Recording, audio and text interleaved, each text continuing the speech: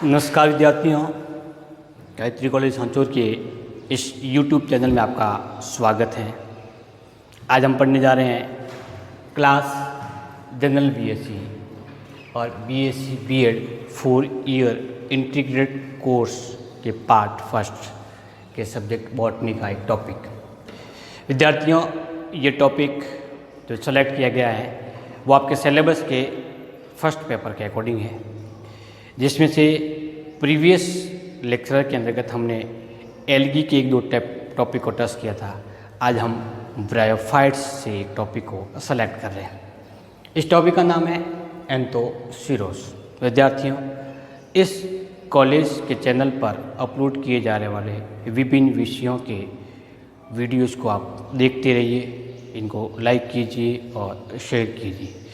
और यदि आपने अभी तक चैनल को सब्सक्राइब नहीं किया है तो इसको सब्सक्राइब कीजिए, आइकॉन बेल को प्रेस कीजिए, जिससे समय समय पर आपको इस चैनल पर अपलोड किए जाने वाले वीडियो की नोटिफिकेशन आपको मिलते रहेगी। विद्यार्थियों, जैसे कि आपको मालूम है कि आने वाले समय में आपके एग्ज़ाम होंगे, ये निश्चित है। आपको यदि प्रोविजनल एडमिशन नेक्स्ट क्लास में दे दिया भी जाए तो भी आपका एग्ज़ाम्स होगा, और एग्ज़ाम्स के अंदर अनुत्तीर्ण होने पर आप वापस प्रीवियस क्लास के लिए जिम्मेदार होते हैं। इसीलिए हम इस लॉकडाउन के दौरान अपनी स्टडी को निरंतर जारी रखें। इसके लिए हमारे पास एकमात्र माध्यम है, वो है ऑनलाइन क्लासेज या यूट्यूब पर अपलोड किए जाने वाले वीडियोज़। तो महाविद्यालय प्रशासन के द्वारा इसी संदर्भ में कि विद्यार्थियों की पढ़ाई खराब नहीं हो, इसलिए ये वीडियो समय समय पर निरंतर अपलोड किए जा रहे हैं। आप घर बैठे हुए लॉकडाउन की पालना करते हुए इन वीडियो को लगातार देखते रहिए, समझते रहिए, और टॉपिक को पूरा समझने के लिए वीडियो को कंप्लीट देखें। आज मैं इस लेक्चर के दौरान बीच में एक या दो प्रश्न आपसे पूछूंगा, जो आप व्हाट्सएप के माध्यम से मुझे सबमिट कर सकते हैं उसका उत्तर, और उसके बारे में पूछ सकते हो।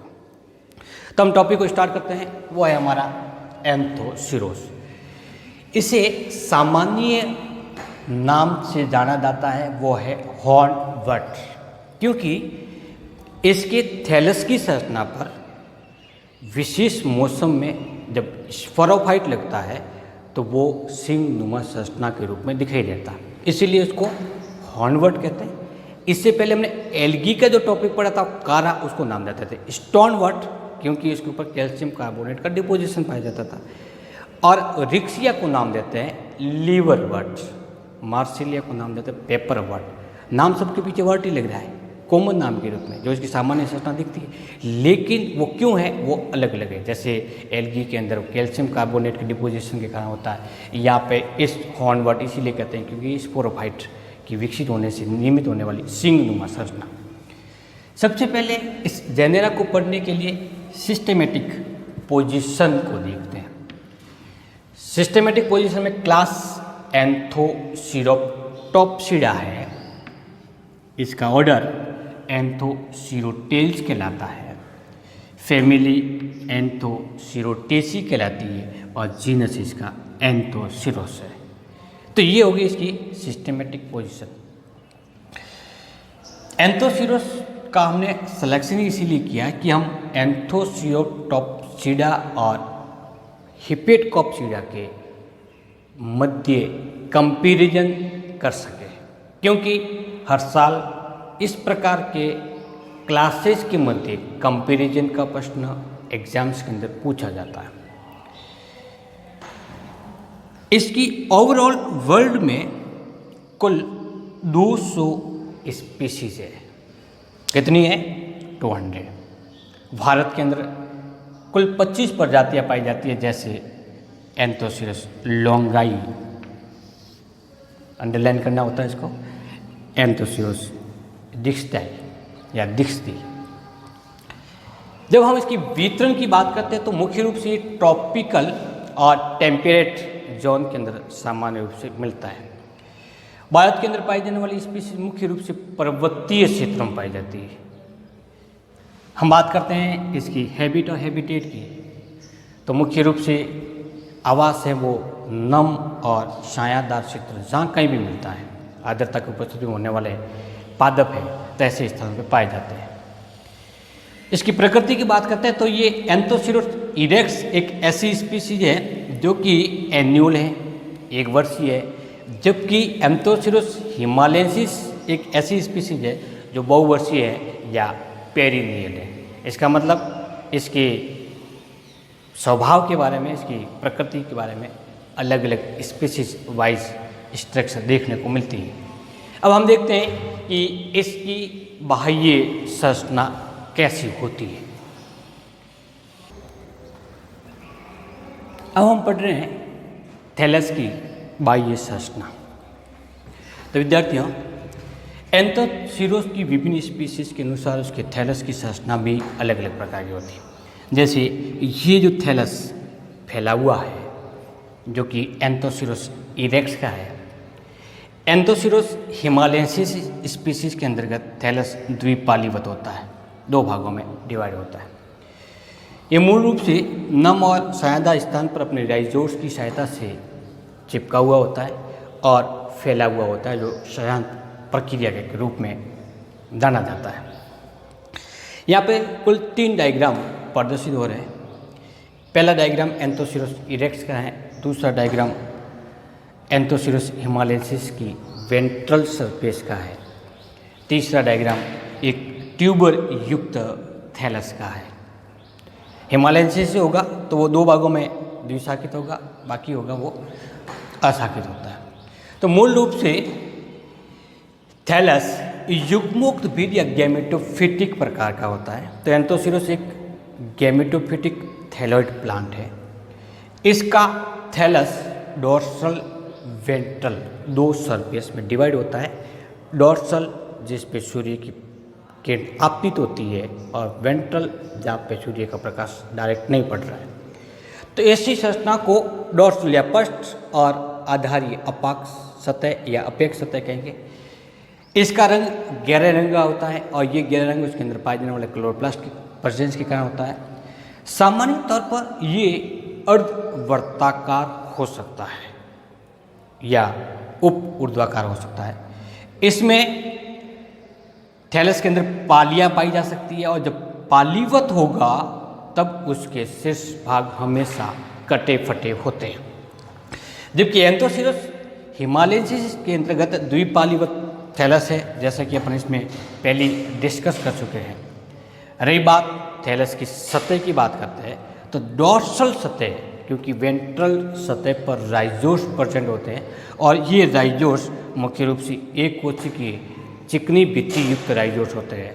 हिपेटकॉप्सिडा की तरह इसमें गोलिकीय मूलाभासों का पूर्ण रूप से अभाव होता है। डोर्सल सतह जैसे फॉर एग्जांपल एंथोसिरोस लेविस के अंदर ये स्मूथ होती है, एंथोसिरोस क्रिप्सुलेस के अंतर्गत ये मखमली प्रकार की सिल्की प्रकार की होती है, जबकि एंथोसिरोस फ्यूजीफॉर्मिस के अंतर्गत ये रफ प्रकार की स्ट्रक्चर देखने को मिलती हैं।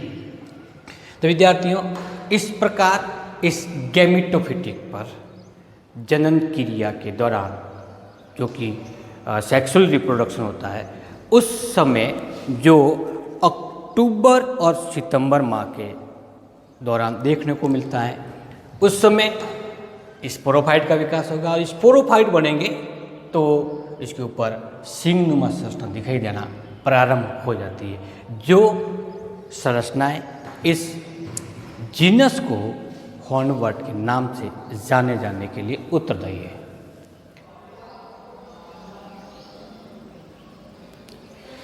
विद्यार्थियों, अब देखते हैं अपन इसकी बाह्य संरचना। मुख्य रूप से थैलस युग्मोक्त बीज है। तो जब प्लांट की बात करते हैं तो वो युग्मोक्त बीज थैला प्लांट है। थैलस जो जड़ तना पर्ण में विभक्त नहीं होता, जो ब्रायोफाइटा का एक लाक्षणिक गुण है। युग्मोक्त बीज का मतलब ये युग्मकों को निर्माण करने वाली संरचनाओं को नियमित करने वाला थैलस है, जहाँ पे युग्मक बनेंगे और मुख्य पीढ़ी के रूप में इसी थैलस का पाया जाना अगुणित पीढ़ी को निरूपित करता है। थैलस होता है वो पृष्ठाधारी है, जो डोर्सो वेंट्रल सरफेस में डिवाइड होता है। ये शयन जमीन के अंदर फैला हुआ पाया जाता है। क्लोरोप्लास्ट की अत्यधिक अधिकता के कारण इसका रंग गहरा होता है। सामान्य तौर पर ये उप ऊर्ध्वा प्रकार का या उप वर्ताकार संरचना में दिखाई देता है। उप वर्ताकार सब सर्कुलर स्ट्रक्चर रूप में हो सकता है। थैलस पालीवत होता है, और जो पालीवत होता है तो एक से अधिक पालियों में विभक्त होता है, और पालियों के शीर्ष भाग सामान्य तौर पर कटे फटी संरचना के रूप में दिखाई देते हैं। लेकिन एंथोसिरोस हिमालयेंसिस का थैलस होता है वो द्विपालीवत है, दो भागों के अंदर विभाजित होने वाली संरचना के रूप में दिखाई देता है। इसकी दो सरफेस पाई जाती है, एक तो होती है अदर सरफेस और दूसरी होती है डोर्सल सरफेस। डोर्सल सरफेस पर सितंबर और अक्टूबर माह में जब लैंगिक जनन की प्रक्रिया संपन्न होती है, उस दौरान स्पोरोफाइट का विकास होने से लंबे लंबे सींगनुमा संरचना निकलती है इस तरह की। इसीलिए इस एंथोसिरोस को हॉर्न वर्ड के नाम से जाना जाता है। सरफेस थैलस की निचली सरफेस पर इसमें हालांकि मध्य शिरा का पूर्ण रूप से अभाव होता है, जबकि पेटकोप्सिडा में थैलस पर मध्य शिरा प्रेजेंट होती है। तो मध्य शिरा अनुपस्थित होती है, लेकिन फिर भी इसके बीच में राइजोर्स पाए जाते हैं। विद्यार्थियों, ये राइजोर्स जो एंथोसिरोस में पाए जाते हैं वो चिकनी भित्ति युक्त एवं एक कोशिकीय होते हैं। याद रखना चाहिए कि हिपेटकोप्सिडा के अंतर्गत चिकनी भित्ति युक्त भी पाए जाते हैं और गुलिकीय प्रकार के मूलाभास भी पाए जाते हैं। यहाँ पर केवल सिंपल प्रकार का और मध्य शिरा का नहीं पाया जाना एंथोसिरोस का लक्षण गुण होता है। जब हम ऊपरी सतह की बात करें तो ऊपरी सतह चिकनी भित्ति युक्त हो सकती है, फॉर एग्जाम्पल एंथोसिरोस लेविस का। मखमली हो सकती है, फॉर एग्जाम्पल एंथोसिरोस क्रिप्सुलस का, या रफ प्रकार की होती है, फॉर एग्जाम्पल एंथोसिरोस फ्यूजिफॉर्मिस में इस प्रकार की संरचना देखने को मिलती है। कायिक जनन के दौरान इसके अंदर ट्यूबर विकसित होते हैं, तो इस पालीवत संरचना के उपांतीय सिरों पर जो कटे फटे भाग है उसकी ऊर्ध्व भाग पर इस प्रकार की ट्यूबर लाइक स्ट्रक्चर देखने को मिलती है। बाह्य संरचना के बाद में विद्यार्थियों अब पढ़ते हैं एंथोसिरोस की थैलस की आंतरिक संरचना।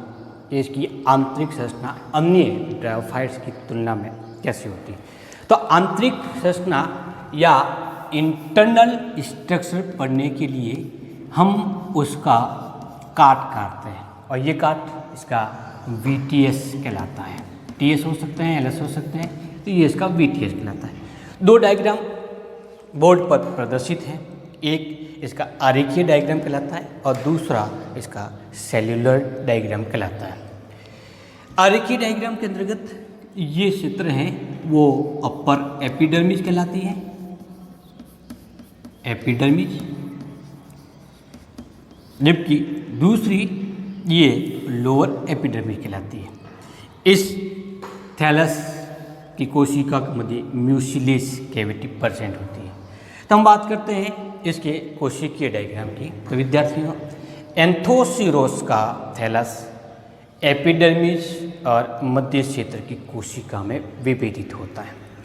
एपिडर्मिस दो प्रकार की होती है, एक तो डोर्सल सतह पर पाई जाने वाली एपिडर्मिस, अपर एपिडर्मिस, और वेंट्रल सतह पर पाई जाने वाली लोअर एपिडर्मिस।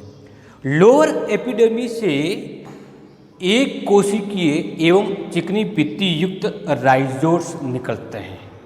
ध्यान रखना चाहिए हमें कि हिपेटकोप्सिडा में दो प्रकार के अथवा गुलिकीय प्रकार के और चिकनी भित्ति युक्त मूलाभास पाए जाते हैं, जबकि एंथोसिरोस में केवल एक प्रकार के मूलाभास प्रेजेंट होते हैं। मध्य क्षेत्र की बात करते हैं तो मध्य क्षेत्र भी हिपेटकोप्सिडा के मेंबर के समान विभेदित नहीं होता। हिपेटकोप्सिडा मेंबर में के मेंबर्स में मध्य क्षेत्र स्टोरेज जोन और फोटोसिंथेटिक जोन में विभेदित होता है। वहाँ पे प्रकाश संश्लेषी तंतु पाए जाते हैं, जबकि एंथोसिरोस का मध्य क्षेत्र की प्रत्येक कोशिका ही फोटोसिंथेटिक कोशिका के रूप में कार्य करती है और स्टोरेज सेल के रूप में भी कार्य करती है। इस मध्य क्षेत्र की मोटाई जाति विशेष के अनुसार अलग अलग होती है। जैसे एंथोसिरोस हेली में ये 6 से लगा करके 8 कोशिकीय मोटा होता है। एंथोसिरोस पंक्टेटियस में ये 8 से 10 कोशिकीय मोटा होता है, जबकि अन्य कुछ प्रजातियों में ये कभी कभी 30 से लगा करके 40 प्रत्यय मोटा हो सकता है।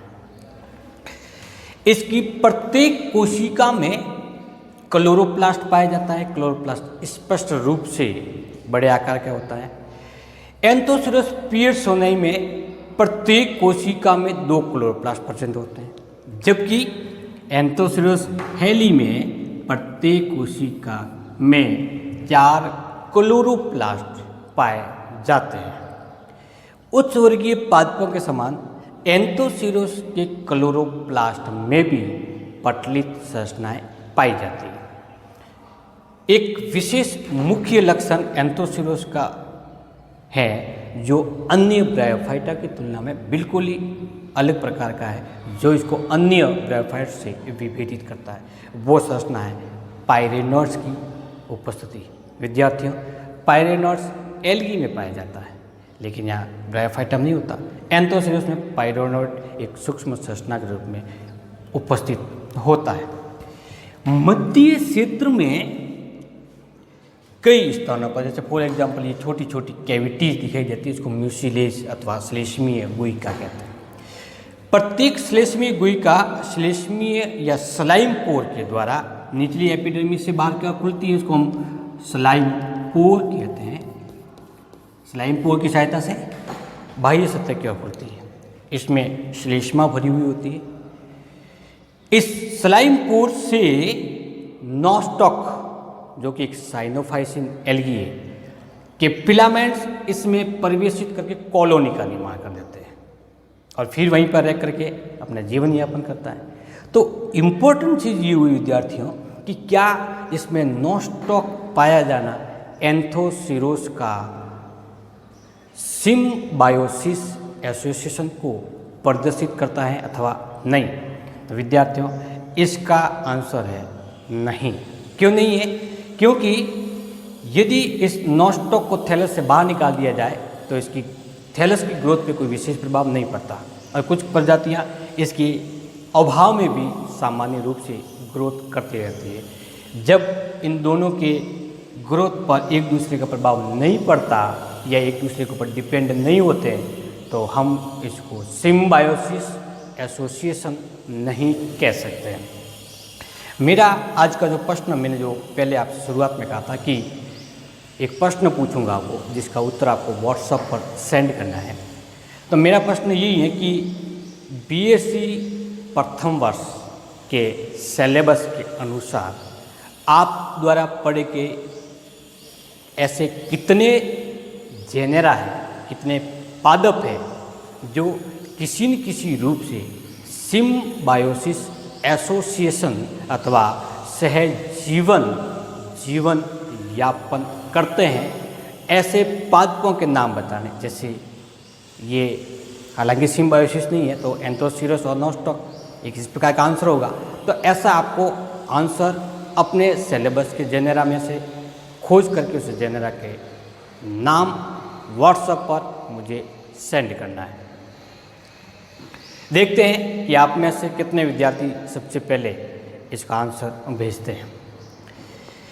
तो विद्यार्थियों, आज के इस टॉपिक के अंतर्गत हमने पढ़ा एंथोसिरोस की सिस्टेमेटिक पोजीशन, उसकी स्पीसीज, उसकी थैलस की बाह्य संरचना और उसकी आंतरिक संरचना जो सेलुलर डायग्राम के रूप में होता है, या फिर हम उसको आरे के चित्र के रूप में बनाते हैं। इस एंथोसिरोस से कुछ प्रश्न जो बनते हैं एग्जाम की दृष्टि से वो देखिए आप। पहला, हॉर्नवट पादप किसको कहते हैं? तो आंसर क्या होगा इसका? एंथोसिरोस को। एंथोसिरोस की कोई 2 स्पीसीज लिखिए। तो फॉर एग्जांपल पियर्सोनी है, हेलाई है, इरेक्स है, फ्यूजीफॉर्मिस है, आप लिख सकते हैं।